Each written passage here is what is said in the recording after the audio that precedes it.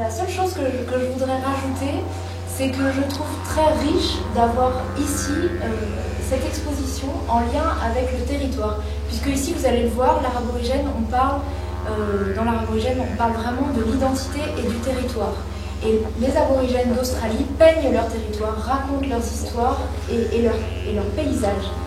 Et ici, à Saint-Gervais, on a aussi des paysages incroyables, la montagne, qui sont aussi dessinés d'une certaine façon, avec les chemins des guides, avec les cartes. Donc je trouve que le lien est assez fort. Vous verrez aussi dans l'art aborigène, on a les points d'eau, qui sont des lieux sacrés, qui sont toujours représentés sur les toiles. Ici aussi, il y a les thermes, qui sont des sources d'eau médicinales. Donc je trouve que tous ces liens sont vraiment très forts. Il y a aussi le lieu au sacré avec Saint-Nicolas de Béros. Et l'art aborigène est un art sacré. Donc c'était tout à fait juste de recevoir cet art à Saint-Nicolas. Et puis la dernière chose qui a été forte aussi lorsque j'ai étudié cette collection et ce lieu, c'est la marche, puisqu'ici on est quand même dans un musée qui parle des guides de montagne, qui marchent, qui se déplacent, qui créent des itinéraires. Et l'art aborigène, c'est ça, c'est la marche, c'est le déplacement nomade, et ce sont les itinéraires.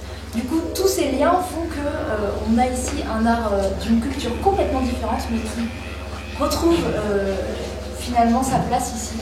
Et donc, je vous souhaite une bonne visite et une belle découverte. Il semble que j'ai donc connu tous les artistes qui sont là, qui sont des artistes étonnants. Vous savez, les aborigènes, c'est une population tout à fait à part, il y a une population qui a entre 40 000 et 50 000 ans. Ce sont des cueilleurs-chasseurs, ils ne cultivent pas, et ils peignent également. C'est leur troisième activité essentielle finalement. Et ils peignent leur territoire, ils peignent leurs histoires, le pays du rêve. Chaque toile qui est là représente une histoire, l'histoire d'un de ces artistes. Et il faut savoir qu'ils vous reçoivent toujours là-bas d'une manière extraordinaire, gentille et tout, ce qui est quand même une performance dans la mesure. Ils ont été pourchassés par la population blanche australienne et on allait, il y a encore 50-60 ans, la chasse à l'aborigène comme ici à la chasse aux chamois. Et donc c'est une population qui a été vraiment traumatisée.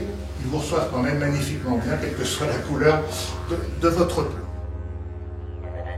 Puis, pour terminer, je voulais dire au maire, mais je vous le dis donc à vous, je suis persuadé, comme le disait Sophie tout à l'heure, que les artistes eux-mêmes, qui ne savent pas que cette exposition a lieu, bien sûr, ils sont restés dans leur communauté, seraient très heureux de savoir qu'ils sont exposés au pied du Mont Blanc, avec tout un tas de points communs, effectivement, sur l'écologie, sur les paysages. Voilà, c'est tout ce que je voulais vous dire, c'est fini, je vous ai embêté assez longtemps.